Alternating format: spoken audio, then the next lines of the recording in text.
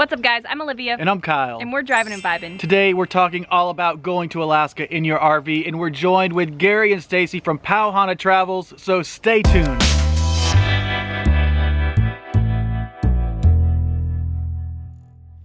Welcome back to our channel, everyone. Thank you so much for joining us today. And if it's your first time here, we would love for you to subscribe and join the Vibe Tribe. We are super excited today to be here with Gary and Stacy from Pau Hana Travels. We have so much to talk about Alaska, but first, how's it going, guys? Oh, it's going great, man. This is our second week of the annual bash, and it's just been going great. We're loving it. So before we dive into Alaska, let's first find out how did you even get involved with RV living? Yes, what inspired this transition? Our family. It's just our family's has been doing it for years. My grandparents retired from Boeing back in like 1982, sold their house, and they had a boat on the Puget Sound. So they split time between the boat and the motorhome for about 13 years.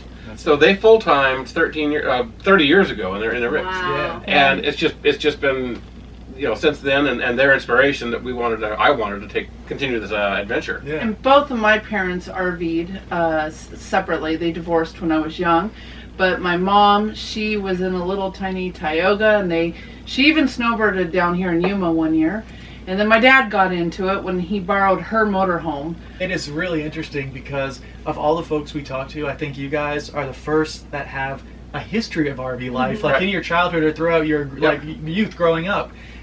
For so many other people, they just dove into it not knowing. So never been in an RV before, never camped before, and just jumped right in. Stacy's been through quite a few different rigs and styles of camping and this and that. This is number 8 for me. My word. And number 4, our fourth rig together. But she's been, all sorts of different, from a homemade truck camper kind of. That's awesome. Maybe not. It so. was bad. It was bad, but it's how we started our camping, and then from there a pop-up tent, like 1960s era, and then slowly 16-inch What? felt like an inch, a 16-foot travel trailer to a park at a lake, never moved fifth wheel. All right. And then we wanted to move. We wanted to just not stay in one place. Our country's so amazing. We got to go see it. I know. So. Hey, speaking of our country and y'all's rigs, let's dive into Alaska then. Oh, man, that's so awesome. What are we in now, and is this the rig that you took to Alaska? Well, and first of all, I want to say they did an awesome presentation about traveling to Alaska and just talking about some of the ropes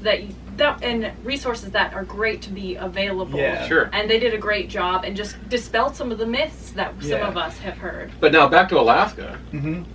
We're in a 2016 Fleetwood Discovery. So it's a 38-foot diesel pusher. All right, cool. And we purchased it like about a year and a half ago now. So August of 16 is when we took possession. Yeah. All right.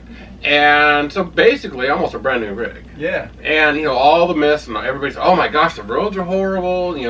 It's just going to kill your rigs and it's going to be not a good scene. Yeah. That's not true. Yeah. What I always say is if you've driven a back country highway, if you stay off the interstate like we tend to do, you've driven an Alaskan road. You do have to watch out for the frost heaves once in a while. They are there, and there are sections of road that are historically bad and will always be bad. Yeah. They can't fix them because of the permafrost situations. But the road departments do a pretty good job of marking all the frost heaves.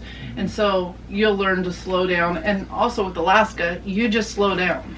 You don't drive at 65 miles an hour through the area. Yeah. Through Canada and Yukon Territory, you take it slow because it's so beautiful. Yeah. Oh, that was some of the most amazing scenery I've ever seen.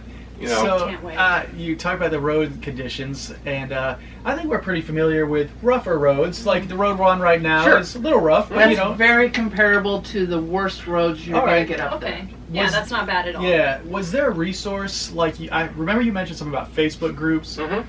Was that, or any apps or anything, good to use while you made the trek? I did refer to the Alaska 511 website page a couple times, which it's the Alaska State Highway website basically, and it gives you the updates on all the construction progress and where some of the bad spots are. The Facebook group did a really good job of everybody chiming in how the roads were, what campgrounds were good, which campgrounds were bad, restaurant reviews, attractions, how much we paid. and it was invaluable. Awesome. Yeah, and you guys mentioned that the paper atlases were a great resource to have because you could go through sections without cell service, and so it was nice to have that. No matter where you go, map. I mean, it's always nice to have paper because electronics sometimes fail. Especially up there. And quite often you're not in a place where you have good, strong cellular signal or Wi-Fi signal or whatever it may be. So having the paper atlas as a backup was hugely important. Yeah, and now you can also on, I think it's Google Maps or I think it's Google Maps. You can store maps ahead of time.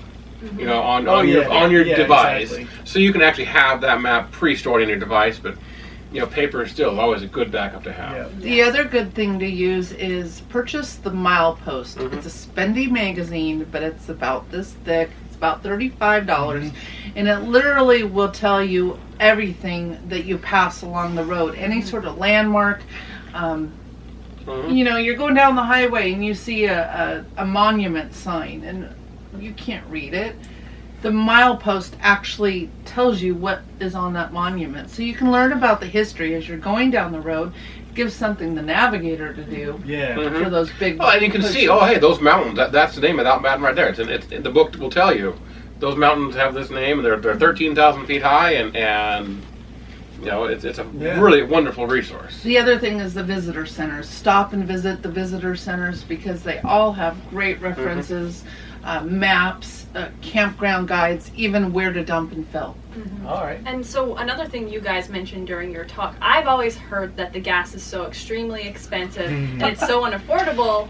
On a regular basis, regular unleaded gasoline was $2.80 to $2.75 to $2.80 All right. on average. And diesel, we average about $2.35 for diesel. That's in awesome. Alaska. Yeah. We were posting our prices, our fuel costs online, and people were commenting like, "Oh my gosh, it's so cheap up there." Yeah. It was very inexpensive. The other thing to remember is sign up for Safeway, fuel. Fred Meyer was another one, and Costco. There's only one Costco in the state, but you can use the fuel discounts for the first 30 gallons or so. All right. And then Costco, I think, was $2.27 for diesel. Yeah. That's great. So, and then on the diesel subject, I don't know much about diesel, but I remember you talking that you had to put some sort of additive into the diesel that was kind of challenging. Well, the diesel exhaust fluid. We've got a pretty decent sized reservoir on our rig, but there are some other rigs that have smaller reservoirs, and every few thousand miles you need to refill. This is a product that's normally available in about 2.5 gallon jugs. You can get it at all the auto parts stores and Walmarts and Fred Meyers and all that kind of stuff. And in the lower 48, there's actual pumps at a truck stop, so you can just free fill. All right. The problem is up in Alaska and Yukon and the northern regions, it gets so cold, this diesel exhaust fluid freezes. So they can't have it at truck stops and through the pumps. So you are relying on the 2.5 gallon jugs at the auto parts stores. We ran into a situation where we were getting low. I didn't know exactly the range left. We kind of just blew it off. We were in the middle of nowhere in the Yukon. And normally it's about $12 to $13, maybe $15 for the jug in a normal Napa auto parts. I think we paid $35. It was at a roadhouse. At a roadhouse, crossing the Continental Divide somewhere up in the Yukon Territory. You know, it was just. But we learned we needed to do it. It was something we have to do. Because at least it was available. Yeah, and the station was actually closed. Oh, wow. He just saw it kind of milling about. We were kind of walking around, kind of, oh, crud, what are we going to do now? And he said, hey, what do you need? And I mean, luckily enough. But if it's something we don't have, it will slow down our coach to 10 miles an hour. Oh, you got to be kidding me. Yeah, it has to do with the regeneration of the exhaust and taking the particulate out of the diesel. So the engine actually will be restricted if you're not running the fluid. So. Yes, that's very good information to have. And I'm sure, just going back to the gas prices really quickly, you probably have much more trouble in Canada, huh? Yeah, way more expensive. Yes, it was Canada's quite a bit more. Over $4 a gallon for diesel. Well, the equivalent. They measure in liters, and if you want to do the conversion, it's normally it was $4. I would say though the currency exchange was a benefit, though. Oh, you're so right. Right, it was. Yes, we would get, on our dollar, we'd get almost $1.30 back. All right. Okay. Yeah, like I'd go pull out 100 Canadian, and it only cost us $70. Very cool. American. Yeah, that's so awesome. that exchange was in our benefit. So once you apply that to the fuel, it really wasn't that bad, but it still is more expensive.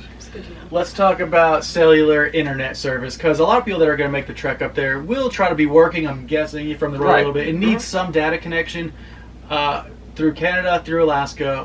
What was y'all's experience? Overall, Canada was difficult, and in general, Alaska was pretty decent on AT&T. Yeah. I think Stacey can fill in more details on that. In Canada, so we normally, for data, we use jetpacks, and our jetpacks did not work internationally. All right. Therefore, we were restricted to our phones. We carry Verizon phones, and we had a second business phone that was T-Mobile. At the time, T-Mobile offered free, unlimited data and text and talk. So we used that internationally, not just in the United States, but internationally, Mexico and Canada. So we used that in Canada. Verizon throttled us at a half a gig every day. And then at midnight East Coast time, so 9 p.m., we'd get, I'd call it out of jail, and then I could post again. Until 10 o'clock. She would go back into jail right away. However, up in Alaska, our jetpacks worked again, our phones worked, and it was pretty even for service, and I feel AT&T actually beat the cellular game up there. Awesome. There was only one area really on the Richardson from Glen Ellen down to Valdez. AT&T is not prominent, and Verizon won the data battle there. But there were quite a few areas where we didn't have any coverage. Yeah. All right. Didn't have any coverage, and you just have to plan ahead and know that you're going into an area that's going to be a dead zone and make it work for you. Did you use coverage maps? We did use coverage as well as compendium, because a lot of people do put their cellular range on their reviews. So between those two, that helped. So you have a jetpack for Alaska specifically. Can you tell us a little bit about that? And this is how we get our mobile internet. We don't use our internet on our cell phone plans. And it's very convenient, and it's affordable if you're looking for a data source. And if you want more information, you can go to our website, pauhanatravels.com, and look at the tab that says Get Connected. Sweet. Awesome. Yeah, that'll be great. Yeah. So, as more about Alaska. Now, I don't want to talk about anything that's challenging. I want to talk about the beauty and some of your favorite things you did there. Like some of the highlights, and I want to hear more about this polar plunge. Oh my God. But before we get to the polar plunge, I think one of the biggest highlight was Canada. All right. That's awesome. When you're planning a trip to Alaska, don't forget there's this huge, beautiful country that you have to go through called Canada. And the Rockies that go through, the Rocky Mountain Range that go through Canada are amazing. Banff and Jasper and the Icefields Parkway. Spend time there. Don't forget about that spot. We originally had planned to just book it right through Canada and go straight to Alaska. And once we started seeing the scenery, we're like, okay, we need to slow this down. So we took 3 weeks to transit. And it still wasn't enough. We still will plan a longer trip. It's so close to home for us. We can go up. We can be across the border the same day we leave. So we'll do probably a month or a month and a half in Canada at some point, just to see all that close up. Well, and Canada is actually our fall plans this year too. Right. So. Very cool. That's great. When Olivia and I talk about going up to Alaska, when we bounce it around, we always think, oh, we'll just plow through Canada and get to Alaska. But this makes me think otherwise now. It does, yeah. You need to schedule that time to go through Canada and see the sights of Canada. It's amazing. I mean, especially we went up in right after snow break. We left May 15th. So we saw a lot of wildlife as we were working our way up. The bears were just coming out of hibernation, mamas and their itty bitty little cubs, and it was special because honestly, when we got into Alaska, the wildlife kind of dropped off for us. Yeah, it was really kind of strange. Yeah, we saw 50-some bears from home to the Canadian border. No, I'm sorry, border. from to the Alaskan border, and it's like nothing. Once we got to Alaska, hardly a bear anywhere, with the exception of Denali National Park on our tour. All right. And that's expected. But some of the other highlights would be the midnight sun. Oh. Yeah. it is a thing. Yeah. You know, and it's something that you have to condition your body to as well, because it's your sun. You have daylight all hours of the night. I can imagine that would be difficult to adjust to. I remember hearing stories about people walking out of the bar and putting their sunglasses on. We did that. We did that several times. A couple of times. We also, to memorialize our summer solstice, we signed up for a 10K fun run in Fairbanks. And we, at that time, never walked or ran. And it was a hard race to do because it starts at 10 p.m. at night. Oh my gosh. Yeah. A fun run. It starts at 10 p.m. at night. And our goal was to cross at midnight, and we crossed at 11:59. Yeah. 45 seconds. So we had 15 seconds to spare. Very cool. And then afterward, you know, we're recovering from that. Cause, you know, it was 10K is pretty good size. Yeah, no, 6.2 miles. Walk. Yeah. We were recovering and rehydrating, and we glanced over, and the sun was still not setting. And this is like 12:30 in the morning. 1 a.m. when it set. About 1 a.m. when it set. It was just something unreal. So seeing that is awesome. But you really need to condition yourself for it too. And when you go back to your RV in the evening, pull your shades down and wind down a little bit. You know, your vent covers. Sometimes your vents let a lot of light in, so you need to fashion a cover to cover the light that comes into the vents and this and that. So I even had to set an alarm on my watch to remind me to start going to bed. I think it was about 9:30 or 10 o'clock. You set the alarm. 10 o'clock. Okay, it's 10 o'clock. You know, we're out here playing out with our sunglasses on. It's 10 o'clock, and it's time to start thinking about bed. But to give you a great reference of how long summer lasts or light lasts, the last day we had dark or that we saw the stars was May 20th, and we saw stars again August 1st. Wow. So it's something crazy. Yeah. It really is. So I guess it's good for recreational activities. And hike and bike and kayak. And you get lost in it. The locals are out till 2, 3 in the morning, paddling down a river, just and you get lost in it, and you forget to have dinner, and it's like it's like it's 10 o'clock. Well, it's not dinner time anymore. I don't know what we have now. Let's go to the bar. Were the locals inviting of the tourists? Yes, the locals are amazing, awesome. both in Canada and Alaska. Tourism really is one of Alaska's biggest industries. Yeah. And they will sit down and party with you just like down here. We had some great conversations with locals, and their experience. Maybe they didn't grow up there, but they've lived there for like the last 20 years. And I mean, that's local enough for me. If you can do an Alaska winter, that's something else right there. That is on our bucket list. I want to do a winter in Fairbanks. Would you do it in a house or in an RV? No, a house. It would be in a house. It gets negative 30 in Fairbanks. Yeah, we would do it in a house just to experience it. It would be different for us because we wouldn't be moving there or living there. It's just something to experience at winter time. So there will be an end to our trip at that point. So endless nights of northern lights. Oh that is so cool. Oh, we did, and yes, we saw northern lights. Yeah, that would be another highlight. Amazing northern lights. I mean, it's not just. You know, quite often when you're in the lower 48 and there's a warning of aurora borealis, you have to look north and you might see something skipping across the horizon very low. This was the full sky everywhere. You didn't look north, you didn't look south, you just looked up. Oh my gosh. And it was everywhere, greens and violets and reds and yellows. Oh. However, to see the northern lights, you do have to either go up really early or stay late, like into September. Yeah. So, all right, so before we jump into the polar plunge, let's talk a little bit about that timeline of what you would suggest someone to hit all the spots and see all the things. What timeline would you suggest? Take as much time as you can. And you're not going to see it all. All right. Yeah. You're not going to see it all in one trip. And just know that. Yeah. Okay. There's so much to do, so much crazy stuff to have fun with. We were in the state 95 days, and like you said, we couldn't see it all. We entered the state June 3rd and we exited September 6th.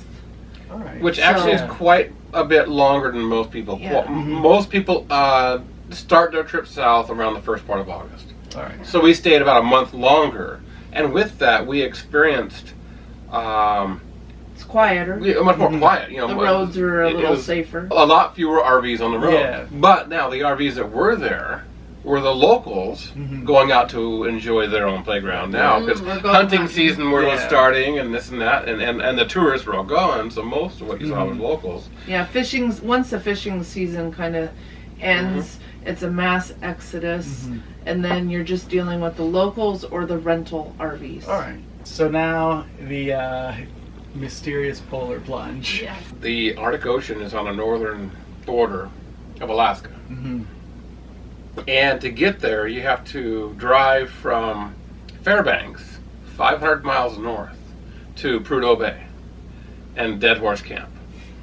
And we did this in 2.5 days. Yeah. We left Fairbanks on a Friday evening, drove up, stayed overnight in our tent on the north side of the Brooks Range, the north slope of the Brooks Range, and then the next day we drove to Prudhoe Bay and joined in on a tour that we signed up for. And actually the tour was kind of crazy. We actually had to pass a background check. Yeah. Because we're getting into, or we're accessing onto these corporate oil fields and protected lands. Yeah.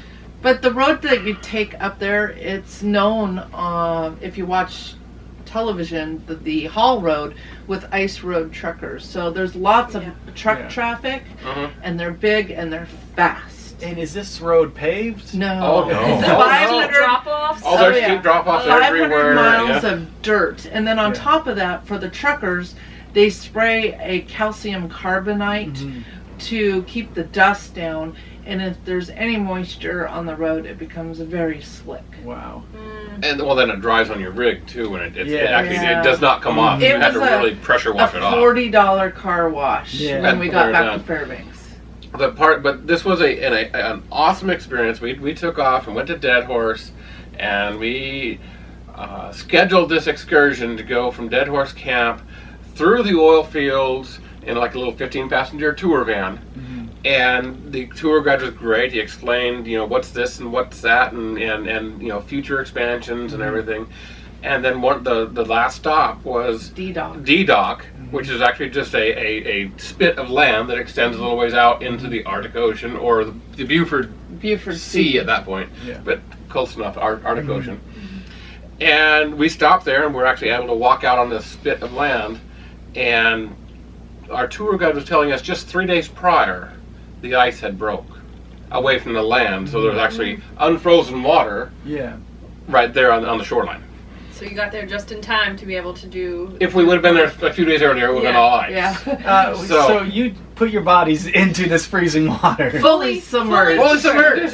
Your heads were on heads and everything. 34 degrees. They call it 34 degrees. Now the crazy thing is we start running out, and the water was no deeper. It was like knee deep for like 30 yards out. Oh my God. It's not getting deeper. Going and kept going and kept going, and it's not getting deeper. So your instinct is to turn around. Right. I finally just stopped and said, it's not getting any deeper. I turned around, arms out, full back. and I fell backwards. Fell backwards completely and into the water. I was still contemplating because we went together at the same time, and I'm like, okay, well, I'm not going to do what he did, but I'll just lay down, and the squeal that let out was funny. It takes your breath away. I bet. But it's invigorating. It's lightning. It's amazing. And when we got out, the only thing that was super cold was our toes, because that had been in there the whole time.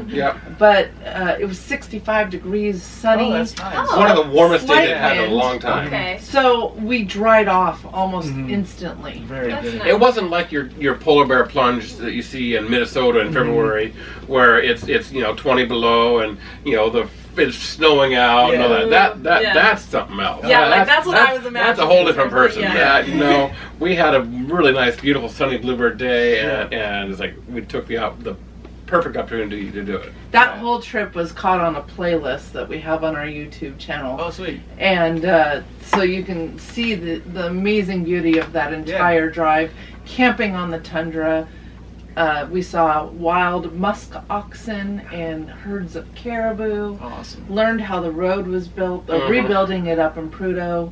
And one thing though, Prudhoe, there's nothing exciting up there. It's just it's an oil camp, and there's nothing. There's one general store that you can go to and buy some supplies and this and that. But for the most part, we went it's just oil camp. to take the plunge. Yeah. But it was a cool experience. That whole driving that road was probably the highlight of our trip. Oh, okay. So let me tell everyone real quick though. Right up here, we'll link the playlist so you can click right over there and watch that whole experience because that sounds pretty awesome. It was really cool. Yeah.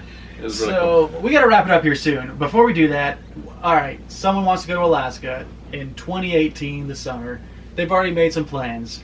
What tip would you give them? Each a piece, I would like to hear. Like what the answer would be if you could give them just one tip. Plan to go slow. And I mean that in a lot of different ways. One, you can't drive 70 up there. You just don't want to. And two, you just need to go slow to enjoy the experience. If you think you're going to see all of Alaska in a 1 week or 2 week trip, you're going to see a minuscule part. But truly, take as much time as you can. All right. I would absolutely agree with that. Take as much time as you can with that. A lot of folks really like to try to make reservations in campgrounds and this and that. And that is, reservations are great because it gives you your timeline and people are planners. Yeah. A lot of people are planners. We didn't make but two reservations the whole time, and we were up there for over 3 months. It worked out fine for us. We do a lot of boondocking. But if you do make the reservations, give yourself time on the front side and back side of that reservation to stay in the area longer or to go somewhere else. Just don't make your reservations back to back. All right. Yeah. So you can see, so you can discover more of what's there. And the other thing, too, really the only place you really need to make sure you have a reservation if you want to go is Denali. Yeah. All right. And you mentioned free camping was pretty easy to find. Boondocking spots Oh yeah, around, right? Everywhere. We did a good job of updating Campendium, freecampsites.net, and overnight RV parking. Those were our three main resources. And then we also just used Google Maps. However, don't trust that in Valdez. Awesome tips. So make sure you guys, if you go into Alaska, take their advice because they spent a lot of time there. And give us some of those numbers as far as what are those Alaska stats that you've gathered over how your much time stay? did you spend in campgrounds versus boondocking and all right. that? Oh, yeah. Because of our video series, I am a geek and I know this. Good information. We were on the road from door to door, 124 nights. Okay, so to break that down, we paid for camping 54 of those nights. And that would include state parks, national parks, campgrounds, RV parks, and this and that. Of those 56 nights, only 18 nights we had some sort of electric or water, and only 2 of those nights were full hookups. Oh, wow. And then that means we were 68 days completely free camping. That is encouraging and awesome to hear. So it is very easy to do. There's a lot of open space in Alaska. You can go out and boondock and free camp almost anywhere you want. Even when you do have to pay for camping, it's not horrendous. For our entire, 56 days of paid camping, we only spent $1,300 in camping fees. All right. So it averaged under $10 a day. Yeah. That's awesome. And that was our goal. That was our goal. And I mean, that is amazing. Under $10 a day for 125 days of a trip in Alaska. I think that's amazing. That gives us more confidence that we can do that without breaking the bank. And you can. Anybody can. You should be able to. Yes. Another cool factor with the numbers is if you want to do a few tours. Alaska has 2 tours, coupon books, where you can get most tours in the state, buy one, get one free. And so with that, we did about 10 activities the entire summer. we paid $1,300 for the activities. That would have normally been $2,600. Wow. They were all 2 for $1s. Yeah. So we saved $1,300 in those activities. So if So you're it's a huge. couple, that's a huge Yeah. savings. If you're a solo, find somebody to go with. Yeah, exactly. Well, I cannot thank you two enough. Yes, for- you're a wealth of information. Yes, on a subject that is not covered enough. Right. We'll be sure to link all y'all's videos, Perfect. to Thank link to you. y'all's channels, to check out all the Alaska videos. And again, you can find that playlist up in the eye in the sky somewhere over here, maybe over here. I never know where. Wherever it falls, you know. But it's been awesome hanging out with you guys at the Escapers Bash It's too. been great getting to know you Oh, guys. we've had a great time with last you guys, year too. it was kind of rough getting to know people, and this year it's been great. Yeah. Even though it's larger, it's The organization of this year has been love it. amazingly I great. agree. Yeah. It's Yes, been awesome. it's been so nice. So, and once again, you guys, you can find us at Pau Hana Travels, either on YouTube, Facebook, Instagram, Twitter, wherever it is. PauHanaTravels.com as well is our main website. Awesome. Yeah, so thank you guys so much for watching. We hope you learned a lot and enjoyed this video as much as we did filming it. Please give this video a like, subscribe, and we'll see you guys next time. Later on. Pau Hana.